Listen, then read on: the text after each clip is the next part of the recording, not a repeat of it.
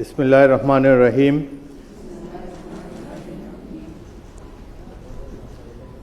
আসসালামু আলাইকুম। আপনাদের সবাইকে আন্তরিক অভিনন্দন ও শুভেচ্ছা। এখন আপনাদেরকে শপথ বাক্য পাঠ করানো হবে। আপনারা অনুগ্রহ করে দাঁড়িয়ে শপথ পাঠ করার জন্য অনুরোধ করছি। আমি সংসদ সদস্য নির্বাচিত হইয়া সশ্রদ্ধ চিত্তে শপথ বা দৃঢ়ভাবে ঘোষণা করিতেছি যে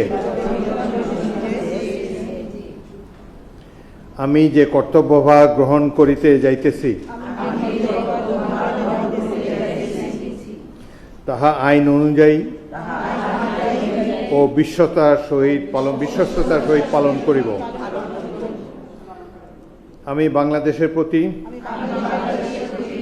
অকৃত্রিম বিশ্বাস ও আনুগত্য পোষণ করিব এবং সংসদ সদস্য রূপে আমার কর্তব্য পালনকে ব্যক্তিগত স্বার্থের দ্বারা প্রভাবিত হইতে দিব না। ধন্যবাদ।